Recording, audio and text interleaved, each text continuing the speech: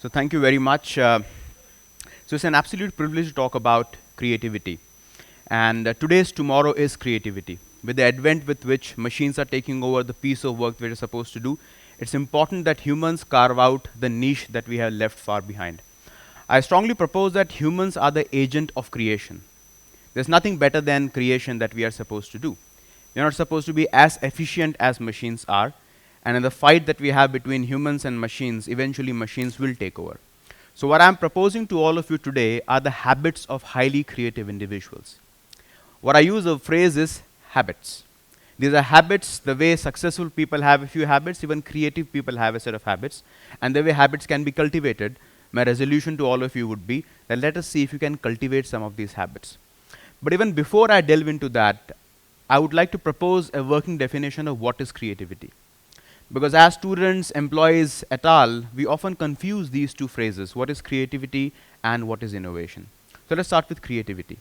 Creativity is the ability of an individual or a group of individuals to come up with ideas which are novel and useful. There has to be novelty and there has to be utility. If an idea is not useful, it's like a daydream. But if an idea is useful but is not novel, it's like a common sense. We all have one. Let's look at innovation. Innovation is not same as creativity. Innovation is the ability of a company or a group of individuals to commercialize an idea. It doesn't need you to generate an idea, but needs you to commercialize an idea. So allow me for the next few minutes to take you through some of the most creative people that have dwelt amidst us and the practices that they have. Let's start off with this, one of the most famous polymaths that we have ever known, Da Vinci. Now what you see on the image here is a Vitruvian man. This figure is less known that it took about 200 scientific measures for Da Vinci to draw this figure. One of the rather more famous paintings of Da Vinci is Mona Lisa.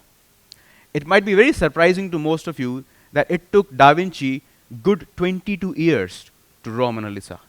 22 years. If you compare that with the standards of living that we have today, that is pretty much 1/3 of a living life. And you can pretty much declare Da Vinci as a very tardy, lethargic man who has taken 22 years to draw a single painting. So much so that he took 6 long years to draw the lips of Mona Lisa. 6 years to draw the lips of Mona Lisa. Why? Why did it take such an excruciating amount of time to do something close to about 600 years back? The answer lies in his ability to connect science with art. Same applies to Steve Jobs or Elon Musk. So one of the very important characteristics of people who are highly creative is that they don't compartmentalize in their head science and art. They pretty seamlessly mix science and art. He was an artist, a scientist, a biologist, a physicist in equal measures. So much so that 6 years into drawing Mona Lisa, he wasn't going anywhere. He abandoned the project. And he took a course in one of the universities in Italy where he was on biology. And for all that you know, he started dissecting human beings. And this very golden ratio that we know of, 3:4, which is very eloquently depicted in this book called Da Vinci Code, wasn't learned by theory. He practiced. He dissected human bodies, of course dead. He dissected horses. He dissected almost all animals. And then he wasn't done yet. He joined another university in Italy, and this time he studied optics. In optics, he studied that when a light falls on a certain object, how does it reflect, diffract, absorb, adsorb? And he brought the understanding of biology and optics to Mona Lisa. Now, Mona Lisa then is not a painting. It's science. So my first submission to you is that whether you are a scientist or an artist, don't draw the boundaries in your head. Things have to be far more seamless than what you're supposed to be thinking as. Second important thing about creative people is what we call as opposable mind. You're said to be a great manager or even a great thinker if you can take a decision quickly. But here's the funny thing about the creative people. Creative people don't take decisions quickly. On the contrary, creative people defer decision making. We have a phrase in creativity which says that if you have to take a choice, don't. Don't take a choice. Don't even make a choice. And that's what we call as opposable mind. Opposable mind is like your opposable thumb. You know, we all have these two opposable thumbs. Humans never had this opposable thumb.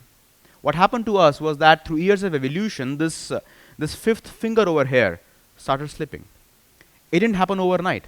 Nobody woke up saying that, oh, I've got something funny here. It didn't happen in one generation either. Nobody said, look, my kid has a thumb. It didn't happen that way. It happened through years of evolution. When this finger started slipping from here, and the moment this became this opposable thumb, a revolution happened. For the very first time, the primordials can now hold things like this. I can hold things. I can make tools. With the help of these tools, I can go and kill. And from a nest dweller, all of a sudden, I become a hunter-gatherer. With the hunter-gatherer, I need to communicate back to my nest. I can't communicate back to my nest in syllables like birds or chirping like birds. I need a strong vocal cord. For a strong vocal cord, I need an erect backbone.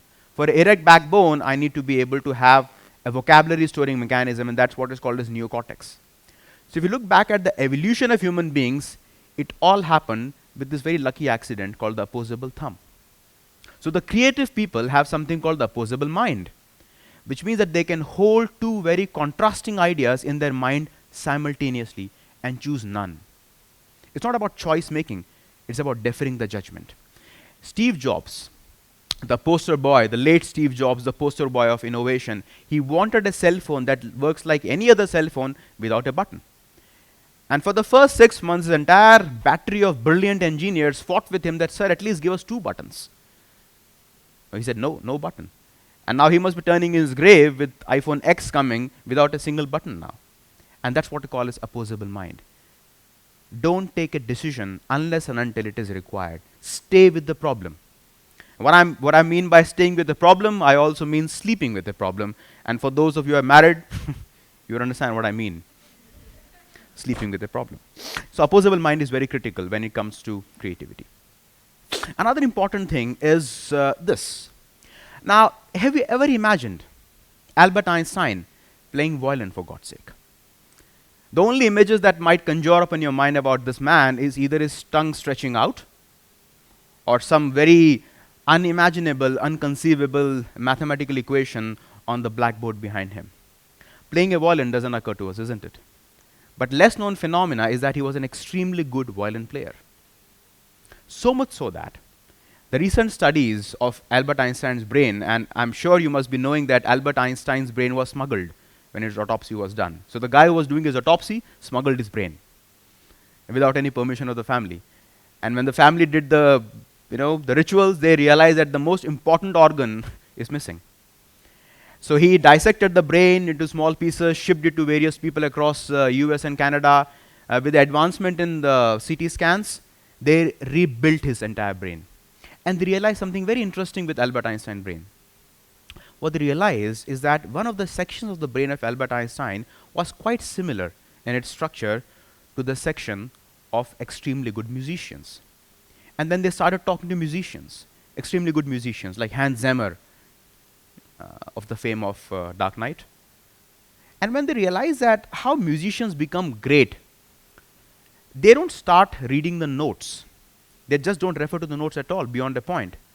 So when musicians become great, they develop what we call as spatial thinking. Spatial thinking means thinking in the space. And the less known fact then remains that his ability to think in space, which came out of his ability to play violin, is exactly what helped him conjure up the theory of relativity. So if I were to propose to all of you that E is equal to mc square came out of violin, you wouldn't believe me. But that's not too far-fetched an imagination either, which means that we all need to take our hobbies seriously.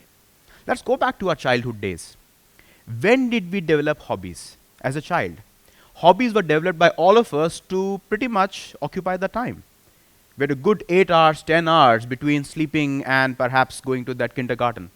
And between that time, we had to fill that time somehow. Those were the days when we didn't have these electronic gadgets. So we picked up hobbies.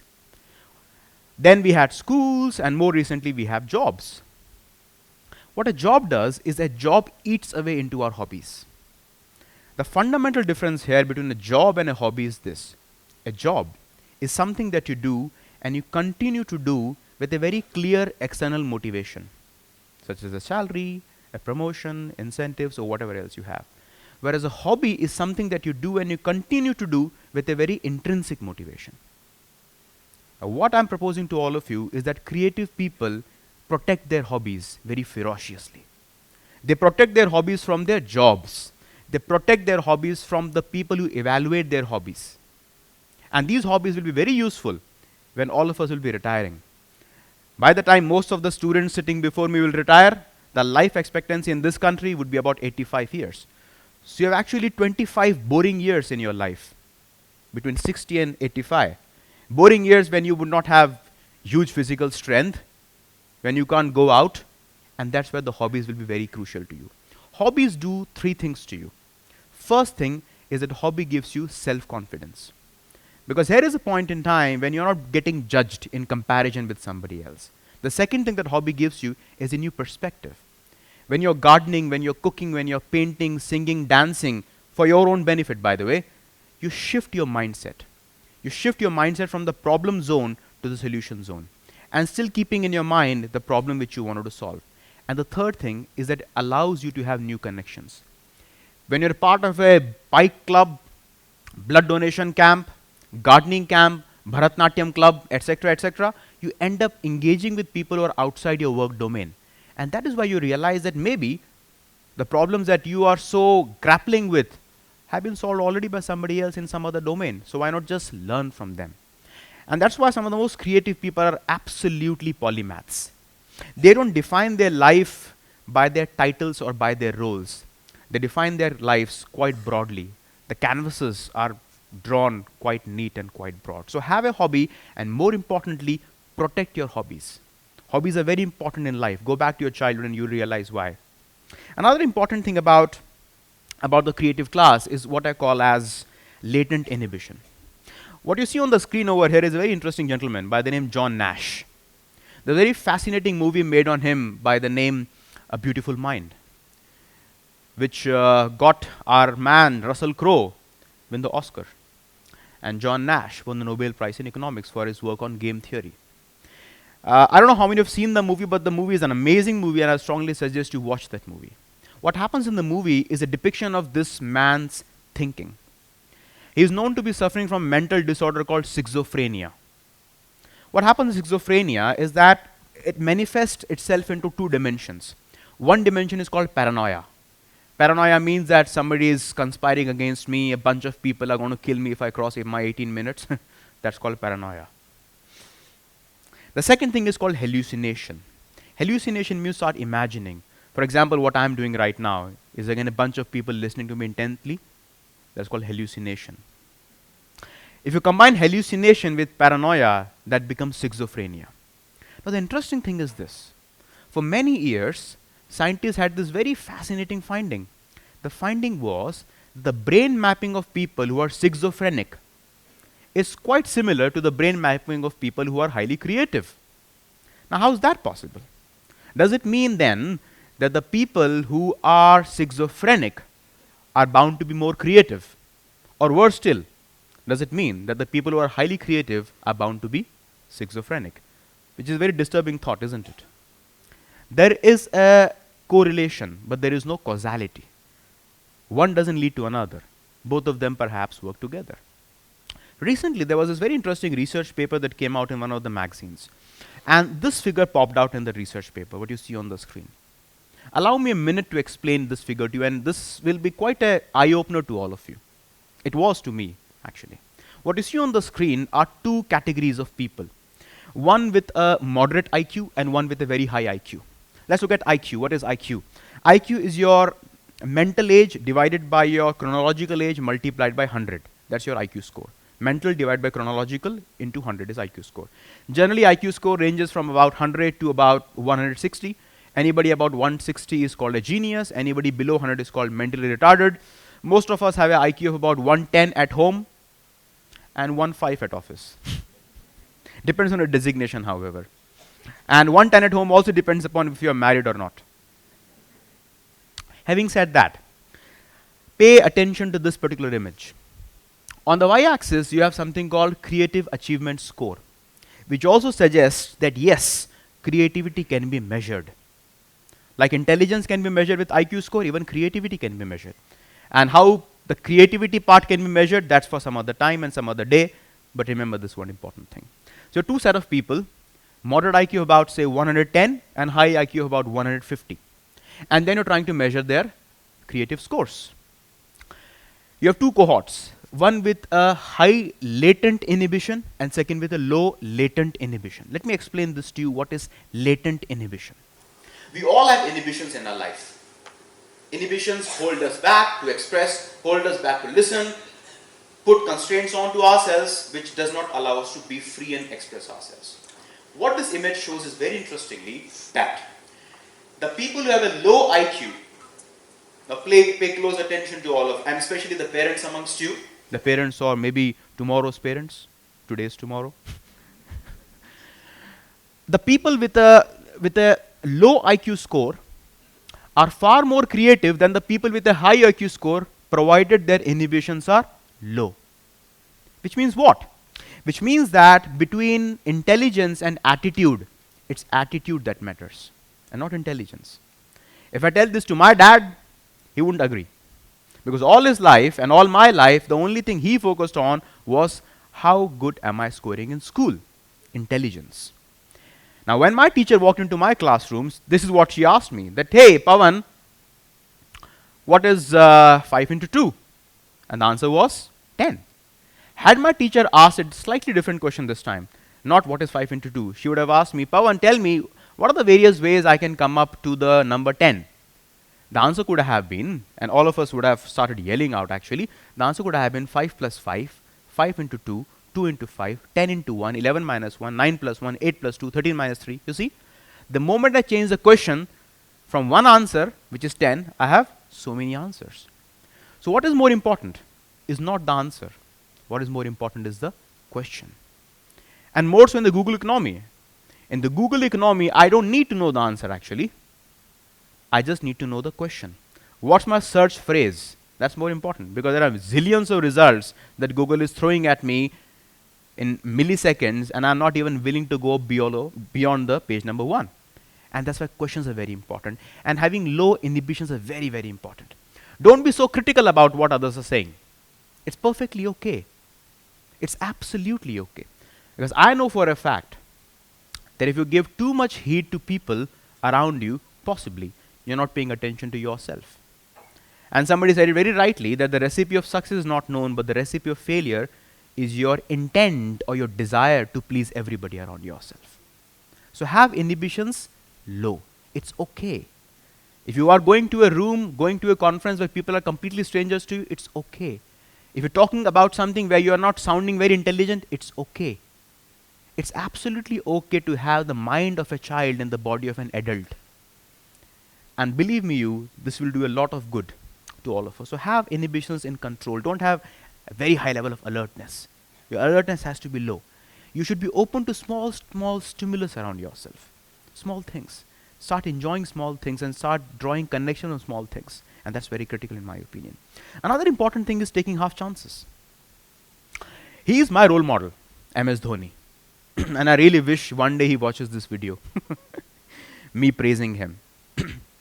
If you look at the story of MS Dhoni, nothing went along the plan. His entire life is dotted by taking half chances. Look at this one over here. When he started stumping off these batsmen, 8 out of 10 times the guy was in the crease. The batsman was in the crease. But what he did in this entire process of taking off the bails is developed almost a muscle memory. He took so many half chances that over a period of time, his reaction time became 0.1 seconds. The best in the field. Taking half chances. What happens to all of us, and more so with the higher education levels that we achieve, is we start waiting for the right opportunity in the right frame to be coming all the way to us. But what I'm suggesting is that creative people always look at the crack in the door and they sniff through it. They never wait for the opportunities to be coming to them decorated. They create opportunities. And there are fewer examples in my mind from this country than this gentleman over here, where he created opportunities all along his way. So take half chances. You will fail. And if you fail, what you need to understand is the importance of experiments. Now, this is one of my most favorite experiments from the space of neurology. What you see on the screen is a man with a missing limb. We call this as a phantom limb. Now, this is a very funny thing that happens. Suppose a man's limb or a person's limb gets amputated. The interesting thing is that this person whose limb is missing because of an accident or a disease or a war, when the limb is cut, often people feel a sense of itchiness in the limb. Now, how do you itch a limb that doesn't exist? Now, there is a very interesting professor, famous professor in the US by the name V.S. Ramachandran, who studies this phenomenon. He calls this as phantom limbs. Phantom limbs means that limbs that do not exist but troubles you. Now, how do you scratch a limb that does not exist? Now, for long, the solution that these elegant neurologists had was to do a mental surgery. Now, brain being such a complex organ, there are more chances of you creating more problems than solving one if you ever venture in. So he came with this very simple, elegant experiment that works, called the mirror in the box. What happens in this experiment is that a person who has an amputated limb goes to the box with a mirror, stretches the actual limb on one side of the mirror, and he sees the reflection of the actual limb stretching the phantom limb on the other side, and this reflection fools him to think that perhaps his limb has got resurrected. And believe me you, this experiment has shown to cure his problem almost permanently. Now compare the cost of this experiment with the neurosurgery. Are the costs comparable? Not at all. And that's what I mean by doing cheap, easy, dirty experiments. Life has to be full of experiments, and only then you will realize what your calling in life is, and most importantly, taking it easy. We in our country have this very fundamental problem that we confuse between seriousness and sincerity. Isn't it true? We assume that for a person to be sincere, he or she has to be serious. And that's why my role model, the Joker, comes to play here. What happens is that because life is so random, as a speaker before me narrated, life is so random, there is absolutely no reason to either draw a lot of pride from your success or a lot of guilt from your failure. When you move along the way, keep doing experiments, have latent inhibitions, take half chances, have multiple affiliations, is when you start realizing and start enjoying the randomness that life has to offer to you. So my submission to all of you is that creativity can be cultivated, like stamina can be cultivated. And for you to cultivate creativity, there are some habits that you can.